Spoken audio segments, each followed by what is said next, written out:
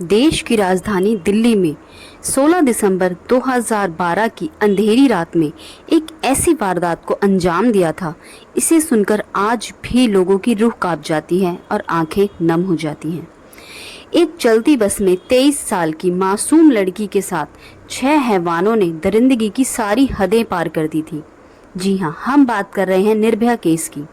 संभव है कि आपने भी अब तक निर्भया केस के बारे में बहुत कुछ पढ़ा और सुना होगा, लेकिन हम आपको कुछ ऐसी बारीकियों के बारे में बताएंगे जिनके बारे में शायद आपने अभी तक नहीं सुना होगा। इसके अलावा हम आपको यह भी बताएंगे कि निर्भया का जिंदा छोड़ा गया दरिंदा आखिर कहां और किस हालात में है। हम आपको निर्भया के एकमात्र जिंदा बच्चे नाबालिग दरिंदे को 10,000 रुपए और सिलाई मशीन देने के पीछे की पूरी कहानी भी बताएंगे, तो वीडियो में अंत तक बने रहिए। हमारा मकसद केवल व्यू और लाइक हासिल करना नहीं, बल्कि आपको सही और निष्पक्ष जानकारी देना है। तो चलिए बिना किसी देरी के वीडियो शुरू करते हैं।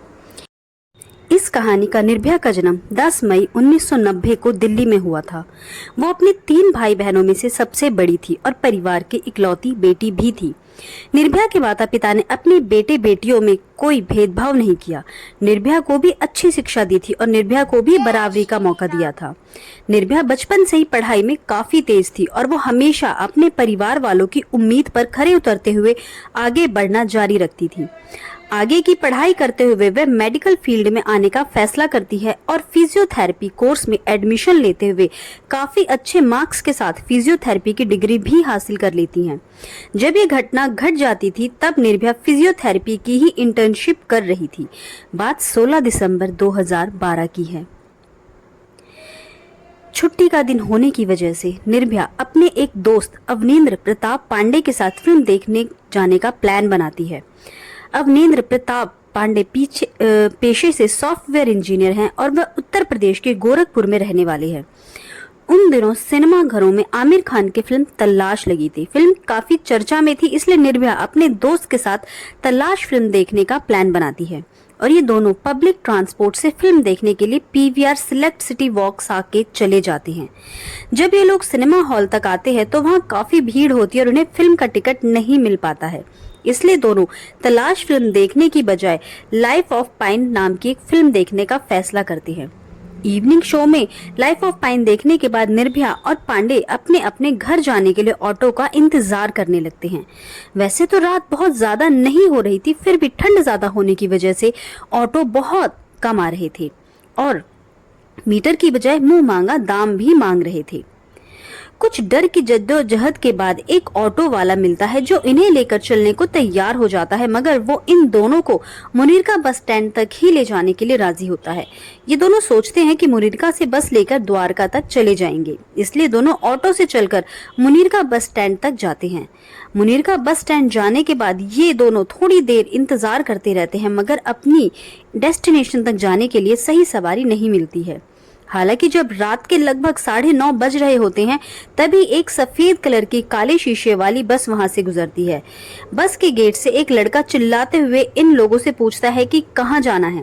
जवाब में निर्भया का दोस्त कहता है द्वारका। बस वाला कहता है कि हम भी वहीं जा रहे हैं। इसके बाद निर्भया अपने दोस्त के साथ इसी बस में बैठ जाती है। जब निर्भया और उसके दोस्त बस के अंदर जाते हैं तो देखते हैं कि बस के अंदर 3 और सवारी हैं, इसलिए ये दोनों भी निश्चिंत होकर बस में बैठ जाते हैं। बस के अंदर मौजूद एक लड़का इन दोनों लड़कों से मुनीरका से द्वारका तक जाने के लिए किराया भी ले लेता है 10-10 रुपए। हालांकि जब दोनों टिकट मांगते हैं तो बदतमीजी करने लगता है। बस वालों द्वारा टिकट ना देना उन दोनों के लिए कोई नई बात नहीं थी, इसलिए दोनों खामोश होकर बस के अंदर ही बैठ जाते हैं और अपनी मंजिल पर पहुंचने का इंतजार करने लगते हैं।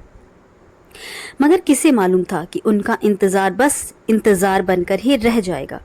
कुछ देर तक बस अपने रास्ते पर आगे बढ़ती रहती है, मगर थोड़ी देर के बाद ड्राइवर बस को निर्धारित रूप से हटाकर दूसरे रास्ते पर मोड़ देता है। इस बात का अंदाजा होते ही निर्भया का दोस्त तुरंत बस के अंदर मौजूद लोगों से इस पर सवाल करना शुरू कर देता है। इस सवाल का सही ढंग से जवाब देने की बजाय दूसरा स्टाफ निर्भया के दोस्त के साथ ही बदतमीजी करने लगता है और उनसे पूछने लगता है कि तुम दोनों आखिर कौन हो और इतनी रात में अकेले क्या कर रहे थे। जब निर्भया और उसके दोस्त बस के अंदर गए थे तो 3 बस स्टाफ के अलावा 3 पैसेंजर सीट पर बैठे हुए थे। उन्हें लगता है कि वह तीनों पैसेंजर है, मगर थोड़ी ही देर बाद यह साफ हो जाता है कि वो तीनों पैसेंजर नहीं बल्कि बस स्टाफ के साथी ही हैं। अब ये सभी 6 लोग मिलकर निर्भया के दोस्त के साथ बदतमीजी करने लगते हैं और उसे उकसाना शुरू कर देते हैं। जब निर्भया का दोस्त जवाब देने लगता है तो इस बस पर अंदर मौजूद सभी उसके साथ हाथापाई करने लगते हैं और उसे मारना शुरू कर देते हैं। पहले तो वो निर्भया के दोस्त को लात घूंसों से मारते हैं और फिर इसी लड़ाई के दौरान एक लड़का बस के अंदर इस्तेमाल होने वाली एक बड़ी सी लोहे की रॉड निकालता है और उसके सर पर दे मारता है। इस कारण निर्भया का दोस्त वहीं पर बेहोश होकर गिर जाता है। अब आगे निर्भया के साथ रूह कपा देने वाली दरिंदगी का सिलसिला शुरू होता है। निर्भया के दोस्त को मार पीटने के बाद जब वह लोग देखते हैं कि वह लड़का बेहोश हो गया है, तो अब यह सभी निर्भया को खींचते हुए बस की पिछली सीट पर ले जाते हैं। अब यहाँ जो कुछ भी निर्भया के साथ होता है उसे हम शब्दों में बयान नहीं कर सकते। बस चलती रहती है और निर्भया के साथ दरिंदगी अंजाम दी जा रही होती है। इस सिलसिले को 2-2.5 घंटे हो जाते हैं। इस दौरान बस के बगल से कई बार पुलिस की गाड़ी भी गुजरती है। बस खुद भी कई थानों के बगल से गुजरती है, मगर कोई भी इस बस को रोकता नहीं है और बारी बारी से बस के अंदर मौजूद सभी निर्भया के साथ दरिंदगी करते हैं। क्योंकि निर्भया का दोस्त सर पर हुए लोहे की रॉड की वजह से बेहोश हो गया था, इसलिए वह निर्भया की मदद करने की स्थिति में नहीं था। 6 लोगों के साथ लड़ना अकेले निर्भया के लिए संभव नहीं था। फिर भी निर्भया अपनी पूरी हिम्मत लगाते हुए उन दरिंदों के साथ लड़ती है और बाद में हुए खुलासे के मुताबिक 3 में से 6 दरिंदों पर वह कई बार वार भी करती है। और क्योंकि वो दांत काटकर अपने आप को बचाने की भी कोशिश करती है, मगर अफसोस ऐसा हो नहीं पाता। जब उन सभी दरिंदों का मन भर जाता है तो ये सभी मिलकर निर्भया को बस से बाहर फेंककर उसे कुचलते हुए एक्सीडेंट का रूप देने का प्लान बनाते हैं। मगर उससे पहले ये लोग मिलकर तय करते हैं कि निर्भया का दोस्त भी मारा जाना चाहिए, इसलिए एक बार फिर से निर्भया के दोस्त के सर पर दोबारा लोहे की रॉड से वार किया जाता है और फिर दोनों को चलती बस से ही फेंक दिया जाता है। बस से फेंकने से पहले इन दोनों के कपड़े उतार लेते हैं और इनके पास मौजूद मोबाइल समेत दूसरे सभी सामाजिक दस्तावेज ले लेते हैं। अभी रात के लगभग 11 बज चुके थे। बस के अंदर मौजूद दरिंदों ने निर्भया के दोस्त की जान लेने की पूरी कोशिश की थी, मगर वह उसकी जान नहीं ले पाती। इस कारण बस से फेंके जाने के बाद निर्भया का वही दोस्त कुछ होश में आने के बाद लोगों से मदद की गुहार लगाता है, मगर काफी लोग उसे नजरअंदाज करके निकल जाते हैं। हालांकि एक अनजान व्यक्ति इन दोनों को बुरी हालत में देखकर पुलिस को फोन करता है और थोड़ी ही देर बाद पुलिस की एक टीम भी वहां पर पहुंच जाती है और तुरंत दोनों को सफदरजंग अस्पताल में भर्ती करवाया जाता है। निर्भया के साथ इतनी बर्बरता की गई थी कि इसका अंदाजा आप इसी बात से लगा सकते हैं कि निर्भया के आते तक बाहर आ चुकी थी और प्राइवेट पार्ट से हद से ज्यादा ब्लीडिंग हो रही थी। उसका पूरा शरीर चूर चूर हो चुका था। उसके शरीर के अंदर लोहे की रॉड डाली गई थी। निर्भया की स्थिति को देखते हुए तत्कालीन इलाज शुरू कर दिया जाता है। हालत इतनी गंभीर हो चुकी थी कि तुरंत ही उसे वेंटिलेटर सपोर्ट की जरूरत पड़ती है। कुछ ही घंटे बाद निर्भया के साथ हुई दरिंदगी की खबर मीडिया के जारी देश दुनिया में फैलने शुरू हो जाती है और सब लोग निर्भया के साथ हुई बर्बरता की कहानी सुनते हैं तो लोग गुस्से से भर जाते हैं। लोग प्रशासन और सरकार के खिलाफ सड़कों पर उतरते हैं और विरोध प्रदर्शन करना शुरू कर देते हैं।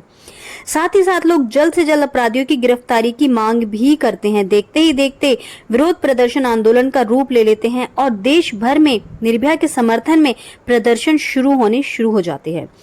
लोग देश भर में निर्भया के लिए दुआ करना शुरू कर देते हैं, मगर निर्भया की हालत अस्पताल में दिन प्रतिदिन बिगड़ती चली जाती है। यहाँ तक कि 16 दिसंबर 2012 से लेकर 19 दिसंबर 2012 के बीच निर्भया की एक के बाद एक 5 सर्जरी करनी पड़ती है। लाख कोशिश करने के बावजूद निर्भया की स्थिति बिगड़ती ही चली जाती है। इस कारण 21 दिसंबर को भारत सरकार की ओर से देश के टॉप मोस्ट डॉक्टर की एक कमेटी बनाई जाती है और सरकारी खर्च पर निर्भया को बेस्ट मेडिकल ट्रीटमेंट देने को कहा जाता है। इसके बावजूद निर्भया की स्थिति नहीं संभलती, बल्कि उसके शरीर का तापमान बढ़कर 102 से 103 तक चला जाता है। यहाँ तक कि इन्फेक्शन भी बुरी तरीके से बढ़ रहा होता है। इधर सड़कों पर लोगों का हम निर्भया के लिए आवाज बुलंद होते देखते हैं, तो उधर डॉक्टर जी जान लगाकर निर्भया को बचाने की कोशिश कर रहे थे, मगर स्थिति बिगड़ती ही जा रही थी। इसी के बाद तत्कालीन प्रधानमंत्री श्री मनमोहन सिंह के नेतृत्व में 26 दिसंबर को एक कैबिनेट मीटिंग बुलाई जाती है और उसमें फैसला किया जाता है कि निर्भया को वर्ल्ड के बेस्ट बॉडी ट्रांसप्लांट हॉस्पिटल में भेजा जाएगा।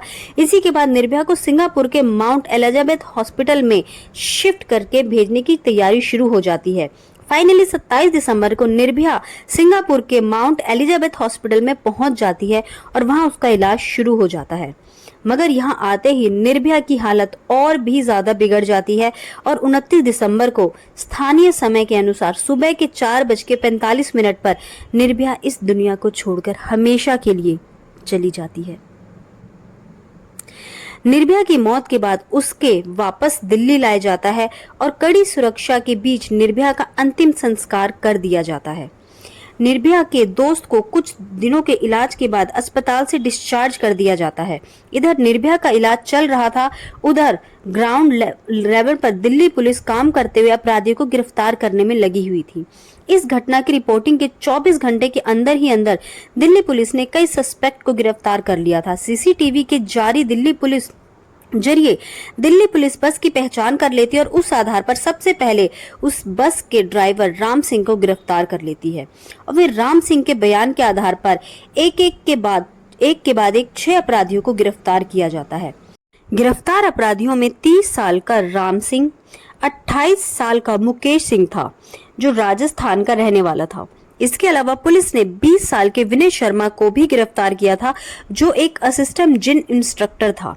इसके अलावा 19 साल के पवन गुप्ता को भी गिरफ्तार किया जाता है जो एक फल बेचने वाला था। इन दोनों की गिरफ्तारी बिहार और यूपी में हुई थी, जबकि छठे अपराधी को पुलिस ने उत्तर प्रदेश की बदायूं से गिरफ्तार किया था। शुरू में इस अपराधी का नाम पब्लिक में नहीं बताया गया था क्योंकि वह गिरफ्तारी के समय 17 साल और कुछ महीनों का था और कानूनी हिसाब से वह एक नाबालिग था, इसलिए उसकी पहचान गुप्त रखी जाती है। हालांकि बाद में खुलासा होता है कि इस नाबालिग का नाम मोहम्मद अफरोज था। अफरोज को आनंद बिहार टर्मिनल से गिरफ्तार किया जाता है। इसके अलावा पुलिस ने अक्षय ठाकुर नाम के 28 साल के लड़के को भी गिरफ्तार किया था जो बिहार के औरंगाबाद का रहने वाला था। ये सभी अलग अलग बैकग्राउंड के थे और इन लोगों का कुछ ही दिन पहले दोस्ती हुई थी और घटना वाली रात यह लोग पार्टी करने के मूड में ही घर से निकले थे।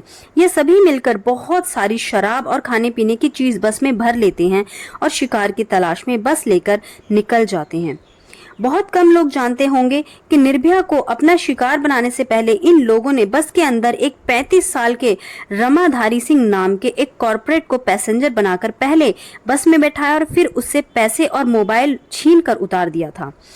रामधारी सिंह इस की जानकारी को पुलिस के पास भी देते हैं, मगर वो पुलिस वाले रामधारी सिंह को नजरअंदाज कर देते हैं।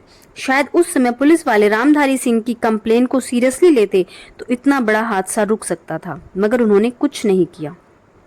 सभी अपराधियों की गिरफ्तारी के बाद सबसे पहले उनकी एक आइडेंटिफिकेशन परेड कराई जाती है जिसमें निर्भया का दोस्त उन सभी 6 अपराधियों की पहचान कर लेते हैं। फिर इन लोगों पर मामला दर्ज करते हुए आगे की कार्रवाई शुरू होती है। मामले की सुनवाई चल ही रही होती है कि 11 मार्च 2013 को निर्भया केस के प्रमुख आरोपियों में से एक राम सिंह तिहाड़ जेल में सुसाइड कर लेते हैं। इसके अलावा 1 सितंबर 2013 को इस केस के नाबालिग आरोपी को जुवेनाइल जस्टिस बोर्ड द्वारा 3 साल की सजा के तौर पर सुधार गृह भेज दिया जाता है, जबकि बच्चे अपराधियों पर बलात्कार और हत्या समेत कई जैसे गंभीर अपराधियों के तहत मामला चला है और फाइनली 13 दिसंबर के फास्ट ट्रैक कोर्ट द्वारा उन सभी चारों को मौत की सजा सुना दी जाती है। यह सभी अपराधी मौत की सजा के खिलाफ दिल्ली हाई कोर्ट में अपील करते हैं, जहां 13 मार्च 2014 को दिल्ली हाई कोर्ट द्वारा भी निचली अदालत के फैसले को सही ठहराते हुए उनकी फांसी की सजा को ही बरकरार रखा जाता है। इसके बाद ये सभी सुप्रीम कोर्ट का रुख करते हैं। सुप्रीम कोर्ट द्वारा भी 5 मई 2017 को फांसी की सजा को ही बरकरार रखा जाता है। इसके बावजूद यह अपराधी एक के बाद एक सभी विकल्प का इस्तेमाल करते हुए बचने की पूरी कोशिश करते हैं, मगर सुप्रीम कोर्ट के बाद प्रेसिडेंट द्वारा भी इनकी पिटीशन रिजेक्ट कर दी जाती है और फाइनली सभी कानूनी दस्तावेज बैन होने के बाद चारों अपराधियों को 20 मार्च 2020 को सुबह के 5:30 बजे तिहाड़ जेल में फांसी की सजा दी जाती है। मेडिकल टीम द्वारा 6 बजे सभी को मृत घोषित कर दिया जाता है। निर्भया के अपराधियों को फांसी की सजा हो गई थी, जबकि एक ने खुद ही आत्महत्या कर ली थी।